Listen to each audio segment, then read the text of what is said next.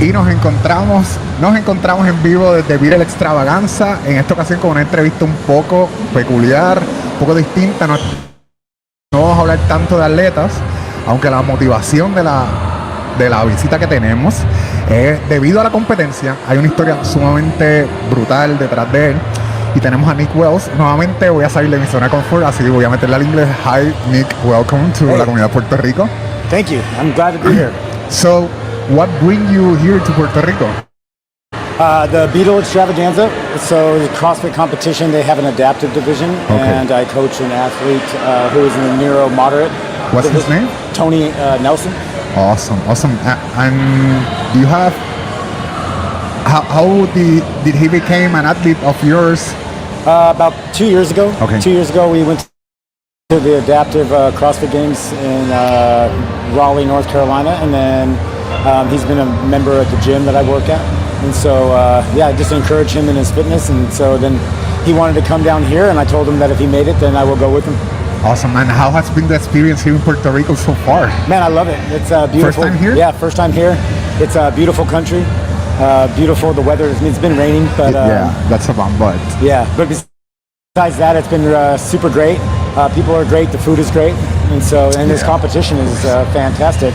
Yeah, Viral Extravaganza has been one of the most important competitions here in the island. Now it's even bigger, and part of that is the inclusion of the adaptive division. That's very important for us because we have multiple adaptive athletes, so it's very important for us as an island, as a community. So we want to speak about your story. Yeah, absolutely. I love to share it. So when Naldi from CrossFit Puerto Rico came here, he asked me, "Are you doing interviews?" Yeah, of course I'm doing interviews. Well, I have a guy. He has lost weight and he has a great story. You should interview him. Of course, bring him. And here we are. Yeah. Where should we start? Well, like I guess the best place to start is that I used to be 400 pounds. 400 pounds. And I found CrossFit, and it changed my life forever. So I lost 220 pounds doing CrossFit, but I also found CrossFit inside Colorado Department of Corrections. Yeah, I've heard a little bit about that through the 7 podcast, which I'm a big fan of. But how did that happen? A CrossFit inside the jail? Yeah, exactly. So typically what the workouts that go on inside prison is just weightlifting, like deadlift, bench, and squat. And none of that was really working for me. I wanted to lose weight, and so I had a friend of mine. His name is Damian Arguello, and he was doing CrossFit type workouts. And I really enjoyed watching, see what he was doing, and it just intrigued me. And so I started working out with him. 2011, we started doing CrossFit workouts. We started working out, and then I lost the 200 pounds. And we just started started getting CrossFit.com workouts sent into us. There was a show on the public television that showed a gym from Tennessee. They would show the whiteboard brief, and then they would have the movements, and then they would show everybody working out. And then it was only a half-hour show, but it kind of condensed it. And we would just go mimic that on the yard. We would just go work out with the available equipment you had over there. Yeah, whatever equipment we had. We had metal weights, bent bars, rusty dumbbells, but we just did whatever we could. No dropping the bar from overhead. No dropping the bar from overhead. No. And 2 of us became 4, became 8.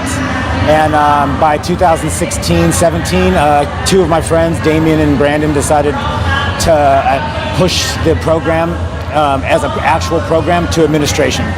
And the administration agreed to letting us have a little time slot in the gym where we could coach and run classes, CrossFit classes to the general population. Let me get a little bit back. You started in 2011, right? Yeah. How much did it took you to lose the weight? Yeah, so it took me about 3 years. 3 years to lose 202 pounds. That's great. Yeah, it was actually phenomenal. A lot of hard work. I just changed my diet. A lot of, obviously working out 5-6 days a week. And yeah, it was all about just trying to discipline myself in that lifestyle into a new a new lifestyle, which was fitness and nutrition. How does changing your diet it's applied inside prison? Man, it's kind of hard. I bet it is. Obviously, like you have a set meal that you're given by the state, and then what you can order on commissary is not exactly the best fit. Mm-hmm. It's not exactly like, it's always cakes and stuff like that, but they do sell oatmeal and they would sell fish. And so we just kind of designed a nutrition plan based off of what we were given and what we had access to. Awesome. So coming back 2016, you guys were authorized to coach in prison? Yeah, so, sorry, I want to take a picture of this. Yeah, of course, good. And so when we wanted to, give a class, and when we decided that we were going to start coaching and they let us, we reached out to CrossFit to give us we wanted to give them the best coaching experience they possibly could. And so they reached out to CrossFit. CrossFit agreed to do a level 1 inside our prison.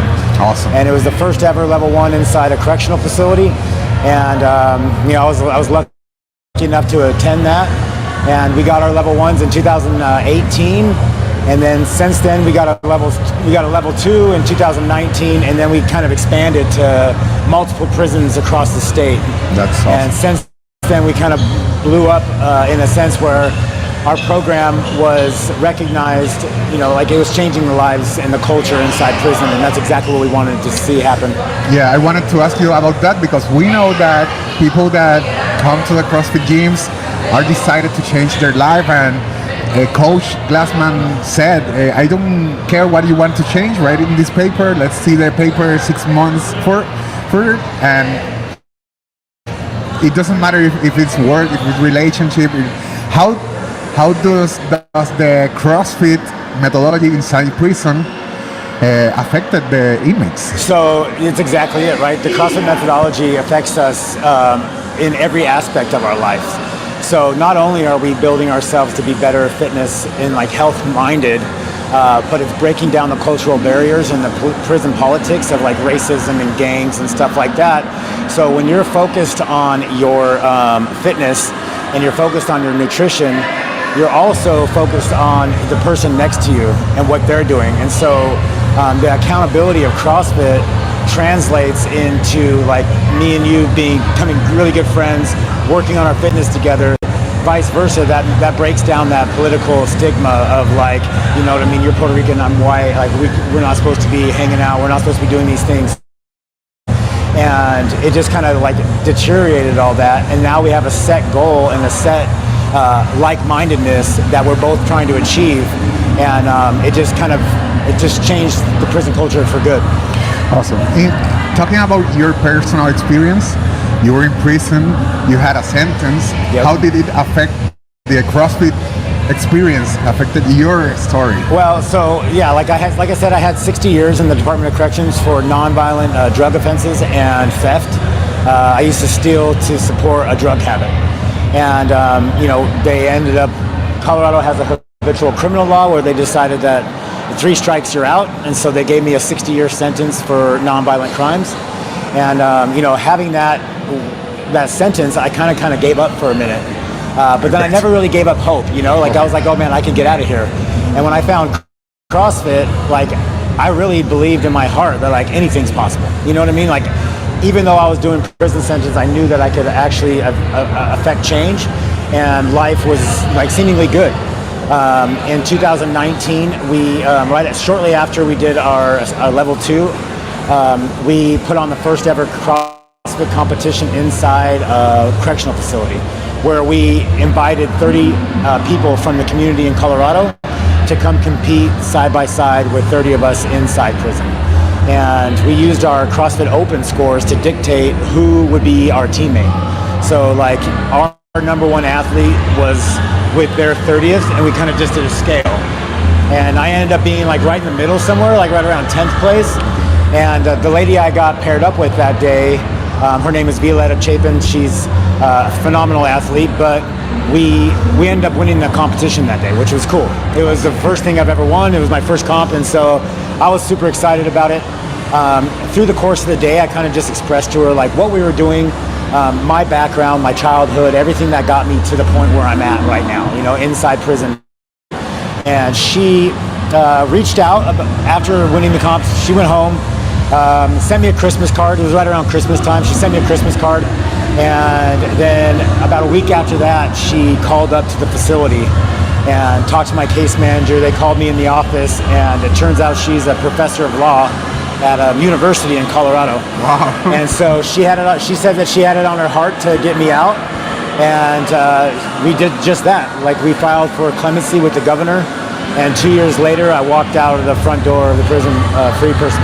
Oh, that's awesome. Yeah, which is coming up in May is going to be 3 years of my release. So, when this happened, how much already you have served? 14. Okay, so at that point, I had been in for 12. Okay, yeah. So you had a lifelong sentence over there. Wow, that's awesome. And about this program, how it has expanded, right? How can people know more about what our program's called Redemption Road Fitness Foundation. That's our nonprofit. We're a 501c3 out of Colorado. Our website is www.rf2, like the number 2, .org. And if people want to get involved, obviously we're on Instagram and Facebook, Redemption Road Fitness Foundation, but we're also, obviously the rf2.org is our main site, which gives you a link to volunteer, to donate, to learn more. We try to do as many podcasts as possible. Like you said, we've been on the Savan podcast, the Best Hour of Their Day, the Mayhem Missions podcast. And so we just really trying to spread the word. It's really important for us to get to places like this, to the Beetle Extravaganza, to the CrossFit Games, to the Adaptive Games, and the Wheel Wad, just to try to get ourselves out there and just to let them know, like, hey, we're here, this is who we are, and we're affecting change. Yeah, it's awesome that we get to share this moment thanks to Beetle Extravaganza, the competition, and the inclusion of the adaptive division. That's awesome. And I wanted to ask you, this nonprofit is something from Colorado, right? Yeah. It's different in every state, right? It depends on the laws, right? Yeah, so we wanted to tackle Colorado and make sure that every facility that was able to have our program, we can have our program. So we have 10 affiliates. We're in 13 different facilities, but other states have reached out and they want our program because they see the success rate. Out of 44 people that have got released, one person's been rearrested on drug charges, and we're trying to figure out why. But that's pretty good. Yeah, it's almost 100% success rate of all of our coaches. We've gotten 170 people their L1s and 22 L2s, and the people that are getting out with those credentials, they're just getting jobs in gyms. They're becoming part of the CrossFit community. They're training people. I just ran into one of our coaches that I had never met, who got into our program at a facility I wasn't in, became a coach, got out, started coaching, and he was also coaching somebody at the Adaptive Games. Wow. And so we kind of just met there, and it was kind of like a full circle moment, to know that there was another guy who didn't know me, but is on the same trajectory, right? He's successful in his own right, in his own business, and then he's out in West Virginia just coaching CrossFit and then coaching an adaptive athlete to the games, which to me, that was super cool. Yeah, I bet.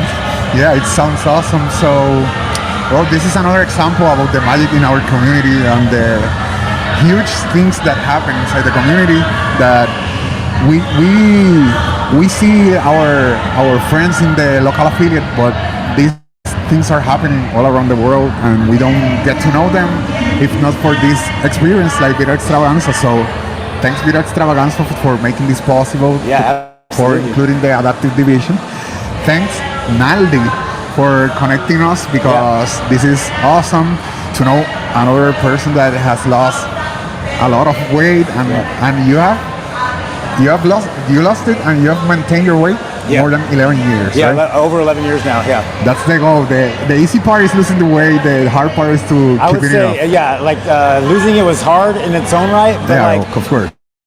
Changing the mentality to not go back to that and to live your life every day knowing hey, if I overeat, if I don't exercise, if I don't diet, if I don't live this life, I can go back to 400 pounds, and that's not where I want to be in my own fitness goal. So keeping it off was great. And that's another example where the environment, the affiliates, the community help us to keep us accountable. Yeah, and absolutely. I decided to coach because it helps me. Yeah, absolutely. And it has been awesome. I've lost over 160 pounds already. Congratulations. And more to come. Getting stronger, faster. Yeah, absolutely. So Nick, a pleasure to have you here. It was nice to be here too. Nice Thank you so much. You. And you already know you can find them, right? Redemption Road Fitness, right? Yep, Redemption Road Fitness Foundation. Thank you, everyone. And I'll keep you posted about the Elite Division because the scores hasn't been updated, but more information to come soon. Thank you again. Thank you. Thank you, everyone. See you soon. Bye.